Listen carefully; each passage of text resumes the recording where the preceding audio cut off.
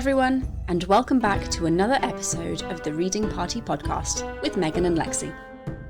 This episode continues our season looking at modern retellings of the Iliad and the Odyssey, ancient epics known for both brutal violence and instances of sexual assault.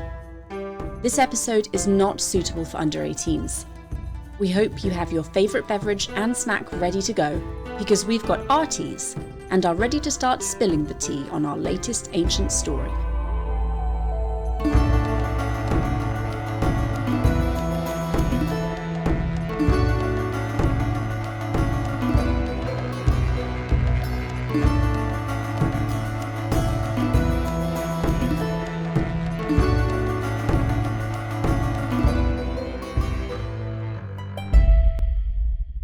Hello, welcome back to Reading Party. This is the wrap-up episode for our very first season. We've been looking at adaptations of the Iliad and the Odyssey. Lexie, how are you doing? I am very sad that the season is over because this is Homer and it's material that we know and love. But I'm also really kind of excited because, oof, that was a lot of Homer. And I've never just sat down and done so much Homer at once, and it was a bit overwhelming, but like I'm really glad that we did it, and it was a great experience. But also, I don't know if I could be like, yes, I recommend doing all this Homer back to back to back. Maybe not spend an entire year watching and reading adaptations of the same two epics. It was a lot, but yeah, very fun. I mean, maybe there's other dedicated classes who just can't get enough, but I don't know. Yeah, it's been a lot, but it's been really fun. I've enjoyed it. It has been a lot. I agree. Yeah. But I've really enjoyed it. And I think something that we've said a couple of times through the season is how interesting it's been, because the process of watching and reading all this stuff back to back to back kind of gives you really interesting points of comparison when you're going back through and talking about it. It's been a lot, but I think it's been a really useful academic exercise. I don't know if we'd call it that, but I think it's been really useful. I mean, I would if they did it as an experiment, because it's done wonders for keeping things fresh. Because normally, like, it's not that I forget. You can't forget what happens in either of Homer's epics. But, like, I think as we discovered and as we saw some of the smaller details, though, that you'd be more likely to not remember as well, those were helped along just by the fact that we were constantly doing the same thing, but also getting different angles. And so then with every new thing that we watched or read, they would emphasize a different thing and it would come to light. And it's a good way of really doing a deep dive, I think, into almost every chapter, because you will find something different. So I did like that. I think it was also really interesting because when you're watching Brad Pitt's Troy, you might not necessarily pick up on all the bits that are left out. But then when you've watched so many and read so many, you get all the little details from all the different adaptations, and something pops up and you're like, oh, that wasn't in anything else that we've watched. This is really interesting. I hadn't even realized that it was missing. Like when we did the Odyssey miniseries, I think is the only one that had Aeolus, the wind god. And I hadn't even clocked that all the other episodes were missing it, or all the other adaptations were missing it. And he pops up and I think, oh yeah, that's really cool. I'm trying to think, what did they leave out consistently? Maybe not something that was left out. I liked, if we think about Natalie Haynes' opening with Creusa, I thought that was really cool. And it brings in an entirely different epic. Yes. But it's funny that hers was about the Trojan War, but I feel like, yeah, we did get a lot of characters. But maybe it was just because of when some of them were set in the timeline. But a lot of it also felt a bit disconnected, like it wasn't so much just Iliad related. Yeah, no, she definitely brought in a lot of extra material. But I think it was a clever play around with the timelines, though, because every single character that she did is related. But some of these chapters, man, they're like 20 years after the war. Some are like prologues before, so I don't immediately connect them. But that's the thing that I love about her book, is that all these characters who you wouldn't actually connect to the Iliad, suddenly you see the connection and you're like, oh, like, okay, maybe they're not in Troy during the war. Either they had some kind of effect on it, or they were impacted by it, or yeah, it was really interesting. Yeah, no. And I'm going to pull us back because knowing you and I, this is in grave danger of just being another Natalie Haynes fan episode. Oh, I know. Well, we have a list of superlatives. We made them like a list of senior superlatives, which I love, and that's on my mind because I just attended my 10-year high school reunion like 2 weeks ago. So we had the yearbooks, guys. They were out, and we saw all the superlatives and all the photos. And so I'm like, yes, this is excellent. Well, it's not quite a 10-year retrospective, but I think 1 year retrospective is probably a good place to start. So do you want to dive into the awards, if we will? Yes, of course. So I'm going to start. What was the most surprising or unexpected adaptation for you? Oh, see, now I could go a couple different ways with it because they're surprising in terms of I'm surprised because it's just wrong. But then there's also the good surprising where I was like, this is amazing. So I guess I'll do two quick answers. Most surprising for good adaptation. I really want to say Troy Fall of a City because it was excellent and they included so much that I didn't think they would. And so many times I found myself saying, they're not going to go there, right? And then they went there. But it's so hard to pick. But I'll go with Fall of a City. And then most surprising in terms of just shockingly bad, I'm going to go with Helen of Troy. That was just hilarious, I think, in all ways. And I would love to think that it was supposed to be hilarious, but I don't think they envisioned it as a comedy. No, that's what makes it even better. The fact that they took themselves entirely too seriously. Other than as I think as we noted in the episode, other than that shocking one extremely sexually violent scene at the end, which did not fit the tone, so I don't know why it was put in because that was very disturbing. It's like someone realized right at the end, oh, wait, this is a story about war, and there's a lot of sexual assault in the source material, so we should just put some of that in for authenticity's sake. Yeah, in like the last 5 minutes. So I was like, okay. So definitely most surprising in terms of bad was that one. Also just because they didn't have any of the duels, and then the fact that I still can't get their Achilles out of my head. Big buff dude, dumb brute, I guess. Just rah Achilles, smash and kill. Yep. What were yours? Well, I think Wrath Goddess definitely tops the list for me because it was amazingly written, but just how Maya took the story and rearranged key elements, but still kept a lot of it kind of true to the Homeric epic. I really enjoyed it. It was very surprising and fantastic in terms of historical detail as well. But it was unexpected, surprising, and the ending was the craziest ending I think I've ever had in a historical novel. Space Kirby battle will forever be indelibly etched into my brain. So I think for the Iliad, definitely Wrath Goddess. For the Odyssey, I think the most unexpected was the Lost Books of the Odyssey. And I think it was unexpected because I didn't actually do any research before picking up the book. I just was like, oh, look, this is about the Odyssey. Let's read this one. And I picked it up. And as we talked about in that episode, it's absolutely bizarre and wonderful, but very bizarre, very unexpected. Good answers. Yeah. Oh, Space Kirby. What a throwback to our first read through. Oh, yes. Love Space Kirby. Oh. So, having touched on Wrath Goddess for historical accuracy, what did you think was the most historically accurate adaptation that we came across? Oh, that's hard.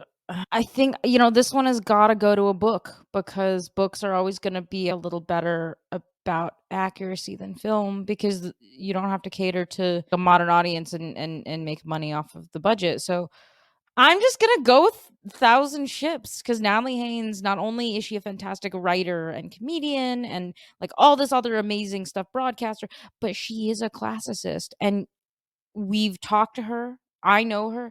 Like, she is the most passionate person and about classics, but also about doing it the right way. And so she does her research. She does the reading.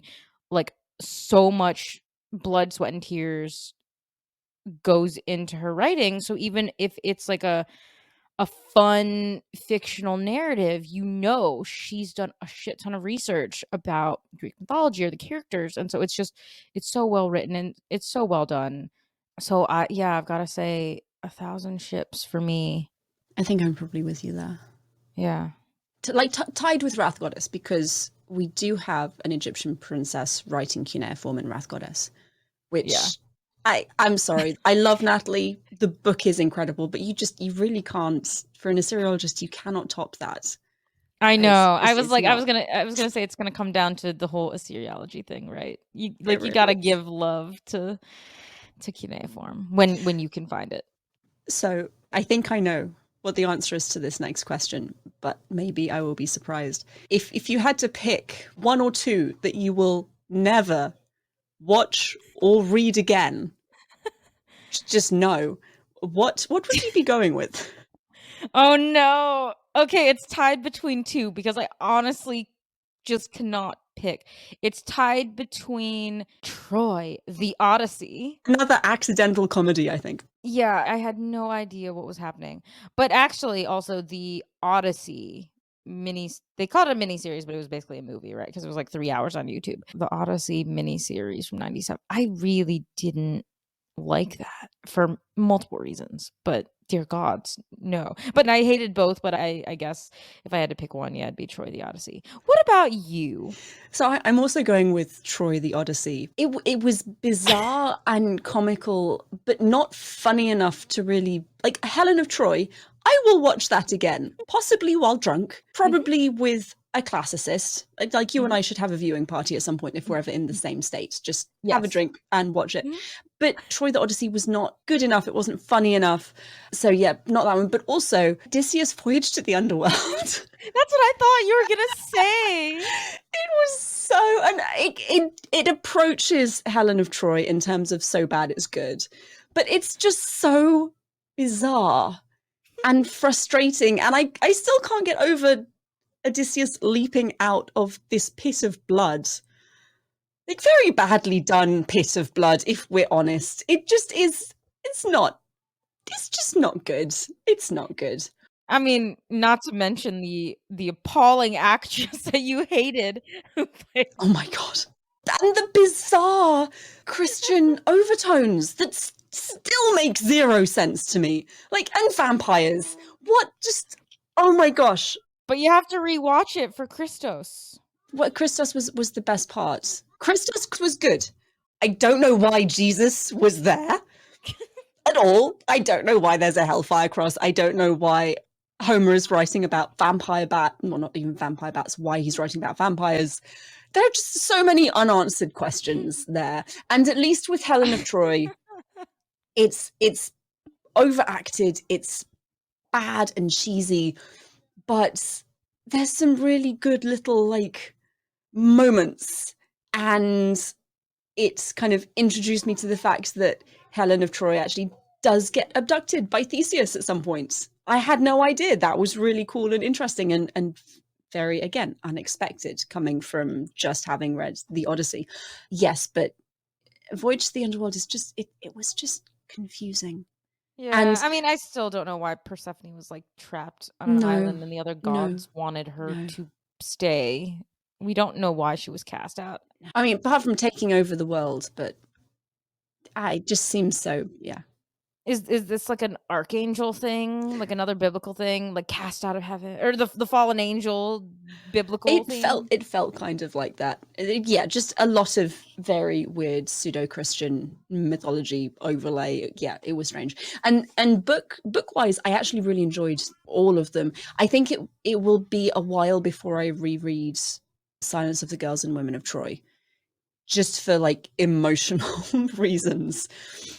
Because no, I really enjoyed them, but they were heavy reading. To me, they're kind of in the class of books where I really enjoy, but kind of would never want to read again unless I had to. I don't know. To me, it's like there's a special category, right? Because for movies, I really enjoyed Grave of the Fireflies, but I also never want to watch that again because it was so scarring. On that same vein, are there any of the books or the movies or the TV shows that you think are going to become old friends? You'll revisit them every year or two? I for sure planned on reading Natalie Haynes' work. I mean, because I first read it in February 2021, so I knew that was gonna be a reoccurring listen also just because Natalie reads her own audiobooks, as I've said many times, and so it's nice to have her read it to me.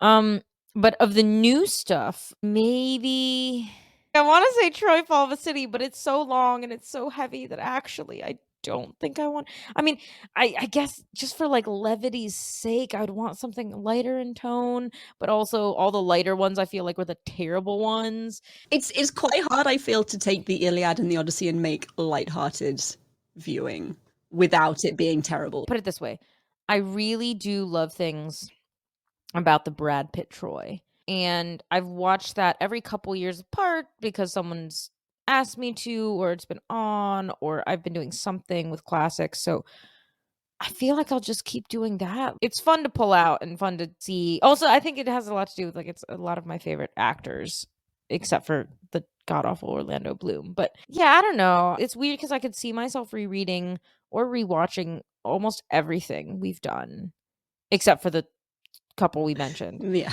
But I don't know if, like, I really love them enough to, like, do it yearly. I don't know, maybe it's like when the mood strikes. Yeah, maybe yearly is too often. I don't think any of these are things that I will rewatch frequently.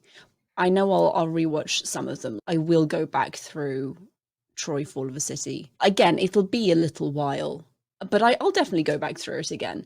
But when I rewatch stuff regularly, it tends to be like The Simpsons or Bob's Burgers or something that's just I can sit down and Mindless. have it on. Yeah, exactly. It's not going to induce any really strong emotional reaction before I go to bed. Book-wise, I think I will definitely reread Thousand Ships and Circe again, and Wrath Goddess Sing. Again, maybe not yearly, but they will, I suspect by the time I am an old lady, they will be very well-thumbed copies. Oh, that's true, I forgot. I definitely will read Wrath Goddess again. I don't know how often I'd do it, but certainly it is packed so full of detail, yes, it will be reread again. So you mentioned Orlando Bloom, who Mhm. obviously is Paris in Brad Pitt's Troy. Can we, and again, in the preliminary episode that we did, our predictions, I think we both said that there is no way we will ever find a likable Helen and Paris. What are your thoughts? Are there a likable pair in any of the things that we've watched, or are they just wholeheartedly awful all the time? I this is like the one question I knew was coming that I don't feel I have a great answer to, but There is no answer. after a whole season, I can still confidently say I don't like either of them. So I don't think that will ever change. And they had like a billion opportunities to be redeemed. And every single one was just disappointing. I would say well, it's interesting because the Paris and the Helen that I feel were best done came from two different adaptations. I don't know if it's like I was expecting it, but yeah, of course. Like if you get one good one, you're not going to get a good second one in the same adaptation. It must be a rule. You have to have one shitty one while the other is going to be redeemed. One of the Helens that I enjoyed more, I think they did a better job of humanizing her in Troy Fall of a City, although she still wasn't great. You think Helen is really, really hard because she's like the root cause of a war, a huge war. And you can make the argument, right, that it's male hubris and paternalistic possession of women that is actually the root cause. But it's really hard, I think, to get that across and to make Helen a redeemable character. Because she doesn't like do anything really to try to stop it. And now I know that people say, no, well, it's fate. So she kind of just accepted it and was like living her best life as a Trojan until boom, the war was over. But I don't know. Like I guess that's what I respected about the Fall of a City version of her, which is like they did have that one whole scene where she was like trying to escape and legitimately leave and just be like, I'm going back. I've Bye. made a terrible mistake, yeah. But I did not like the characterization of her leaving her daughter Hermione and just being like, bye. That was weird. But also, there wasn't a Helen who had like a better explanation. I mean, I guess maybe the Helen of Troy, again, still not a child, but due to the fact that they casted her on the younger side, I could sort of be like, oh yes, here she's just the young, naive. Naive impulsivity, it read quite well. Exactly, like the naivete worked well in her favor because then you could totally believe, oh, it's like a Romeo and Juliet where she's so young and ruled by passion that like she just went and whatever. But yeah, and then Paris I hated across the board. It's universally awful. I don't know. I refuse. I don't want to pick because he's just terrible everywhere. So I don't think I have a best Paris. He's just awful. I don't know. What about you? I feel similarly, actually. I think Fall of a City is probably my favorite Helen, and I use that term very loosely. There are like things that and we talked about it when we were going through it, things I had problems with, but I think she was the most sympathetically done. Margaret George in the Helen of Troy book, I think, tried to address that problem of why is she leaving with having it be, oh, it's the god's fault. But it wasn't lent into enough. It was a couple of throwaway remarks here and there, and it didn't. I think if it had been more of an emphasized reason, I think it would have been. I think it would have helped to make Helen a lot more likable. I really did like her and she's appears very briefly in Ithaca, a novel of Homer's Odyssey, where she has that matrimonial fight with Menelaus, and you're like, I totally see why you left. This man is awful.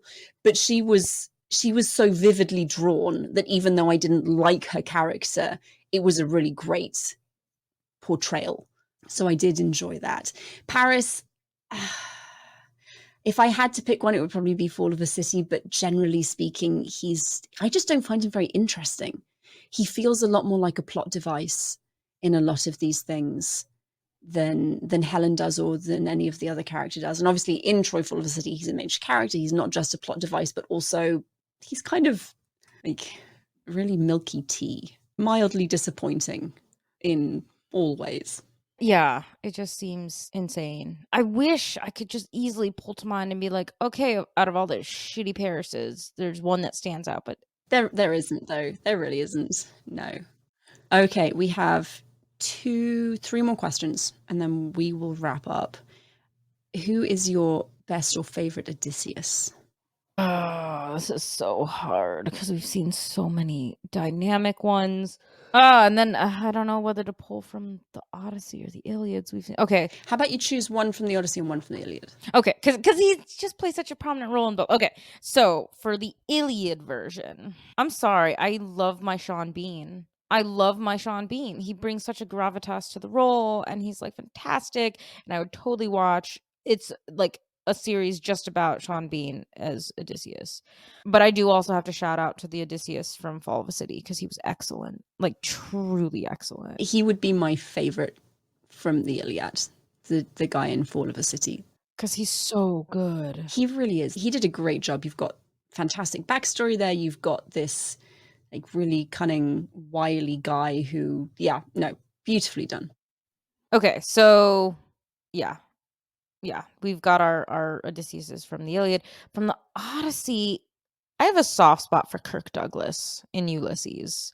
There's something excellent. One, I like some of the older films because some of the newer ones tend to either go overboard or have too much CGI or do weird things. And I don't know, maybe maybe it's wrong, but I have this impression that like when they would do sort of classical reception-y type things back in the day, they were taken more seriously. Like the tech wasn't great, but you could tell the amount of love they put into that production. I'm gonna go with Kirk Douglas. What about you? My answer is a bit of a cheat. I really liked all of the different Odyssei in the Lost Books of the Odyssey.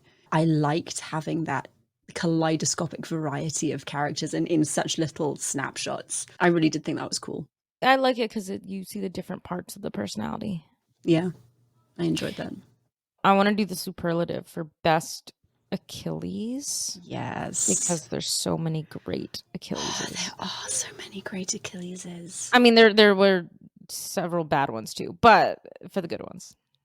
I mean, Wrath Goddess Sing. Oh yeah, it's such a good Achilles. And a non-traditional Achilles, so I'm going to choose another one. But love love the character of Achilles in Wrath Goddess Sing. I think she's fantastic. She is fantastic. I mean, it is Achilles, so I guess we don't have to separate her from the rest. But if we wanted to, we, I suppose, could, because she is non-traditional. But This is true. I liked the Achilles in Fall of a City. mm-hmm.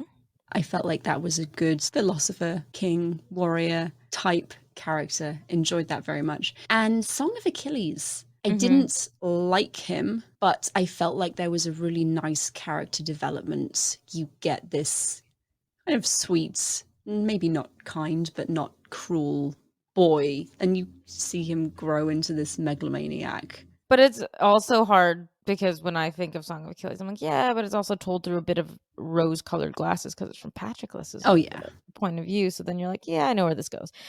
But yeah, I feel like you already know what my answer for best Achilles is going to be. Maybe. Well, if I've spent a whole season talking about how I prefer my Achilles to be the strong, silent, deadly philosopher king type. So, of course, shout out to David Gyasi's performance as Achilles in Fall of a City, because that, I think, It was just great. I've learned is my favorite Achilles. I don't like the rah-rah ones. I mean, Brad Pitt's could be the sort of strong, silent, but he did shoot off his mouth too much in a way that the one from Fall of a City did not. So, yup, David Gyasi, favorite Achilles. Okay, so best treatment of the gods.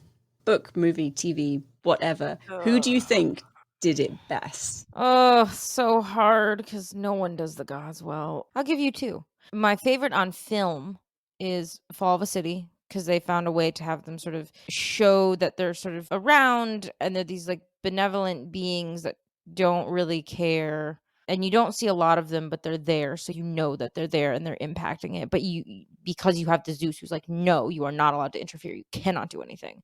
That spelled it out pretty well. And then in print, I love Natalie Haynes's Goddesses chapter. And I know it's short. But it's so good. It's excellent. So those are my two. What about you? I have like four. Having said all the way through this season how difficult it is to do it right, I think definitely Fall of a City did an excellent job. They were there, they were present, but they weren't overwhelming. And they were kind of present at the key moments where I felt like they needed to be present. Like Apollo spreading the plague and that battle scene with each goddess like choosing their hero. And I thought that was fantastic. Thousand Ships, obviously, because we've spoken about this. Circe, I thought it's a little bit different because Circe herself is divine. So I feel like it was a lot easier for Madeline Miller to take the gods as a character base and really use them in the story. It's not trying to paint this world as a world inhabited only by mortals with occasional interference from the gods. Like, this is a book about the gods. And Wrath Goddess Sing, I think one of the most innovative ways of having the gods present in the Iliad and kind of mildly disturbing, well, more than mildly disturbing. I would say very disturbing and unexpected. Yeah, because that Helen is downright fucking terrifying. I don't know. It's hard to like rate them because honestly, they're all so good in such different ways. So it's so hard to pick. I even enjoyed them in the Odyssey miniseries. It was a lot more cheesy. And I wouldn't say it's well done as Fall of a City, but I did enjoy them popping up when they did. Yeah, they just lost me when you have golden fucking, what was it, Hermes or Apollo or someone just floating in a sexy pose like Playboy. No. That just lost me. Okay, final question before we wrap up. What was the one that you enjoyed the most? What was the most fun for you? Again, super hard because I'm like, did I enjoy it because it was fantastic or did I enjoy it because it's awful? Pick one of each. Okay. I'll start with the awful one. Because of my well-documented soft spot for Voyage to the Underworld, because I will always have a soft spot because it's so bad that it's good. I don't love the Christian references, but those aside, it's just so bizarre that it's hilarious. So yeah, it's so bad, it's awesome. And that one I've come back to and watched every couple of years. So actually, I probably will continue to do that just because it's funny. But one that I enjoyed most, oh God, and I loved all of them in different ways.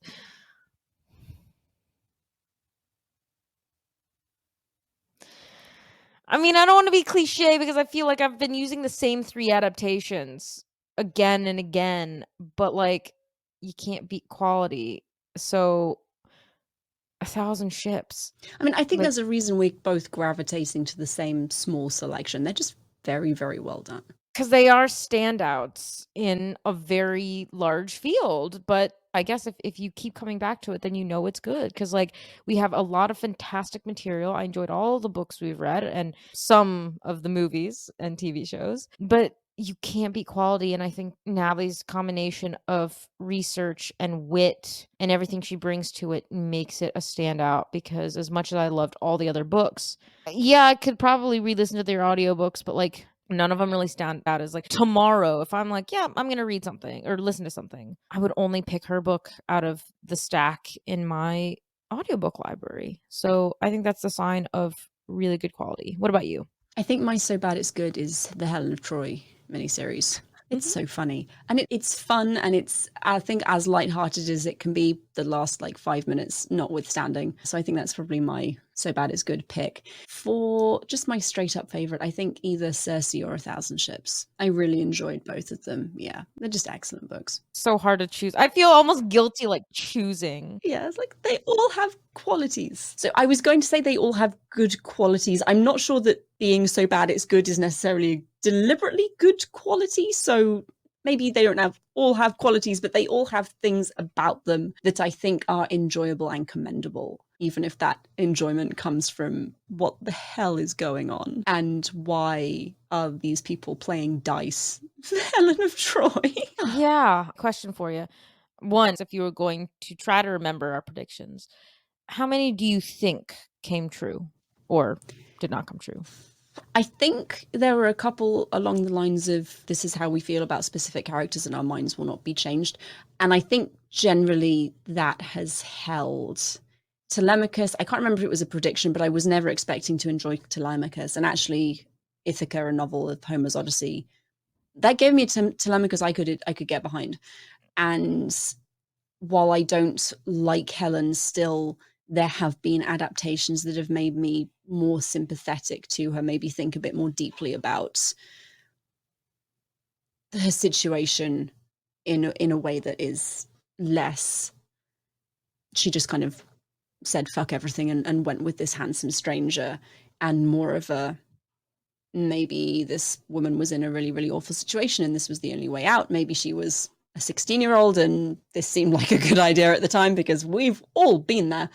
I didn't think about it, but I think from what I remember, one of the other ones was, would we find an adaptation that made us not like, but change our minds about Agamemnon? And at the end of everything, I think the fall of a city Agamemnon was excellently portrayed, and I think that that made me have a little bit more sympathy, because the actor did such a great job in portraying, like, the pain and the hurt from sacrificing Iphigenia, and you saw, you didn't even just hear it, you saw the backstory, you saw the pain, you saw how it pained him to trick his beautiful little girl into thinking that she was gonna get married or do this thing, and because they set it up with showing us the whole sacrifice of Iphigenia and the fact that he really was a man who was tough and he loved his daughter, it did a better job of contextualizing this rage he has towards the Trojans. Because when you see him make the decisions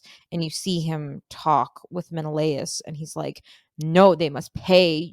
Do you know what I've sacrificed to be here? And like, having seen that on screen, it made it much more heart-wrenching. So good job, Fall of a City. You've done a fantastic service for everyone who does not like Agamemnon. I still don't like him better, but they have humanized him in a way that I wasn't expecting. Yeah, I think generally speaking, I still intensely dislike him, especially in Helen of Troy. He's just unpleasant. But Fall of a City definitely gives you this nice, not nice, but it gives you the background, and you see the descent into madness and despair. And he goes from being this really hard, I felt like morally upstanding, reasonable person into, well, what we see at the end in the Agamemnon that we kind of expect from the other adaptations. So I definitely think that was the most sympathetic. And in terms of character arc, I think it was the best Agamemnon arc that we saw.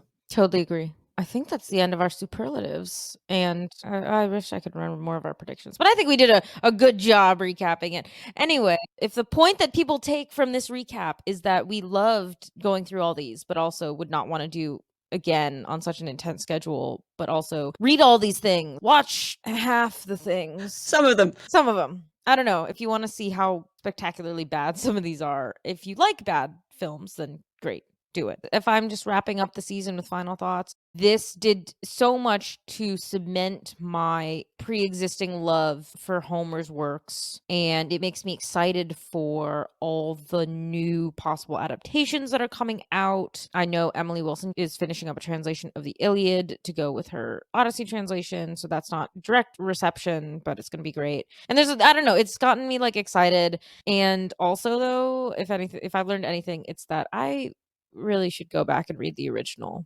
because I haven't read that since getting out of school, because it's, rightfully very long. But I think that I'm ready to redo the original, because now we've seen all these adaptations and I have them all in my mind. So I'd like to reread the original and kind of see if anything changes based on all I know now.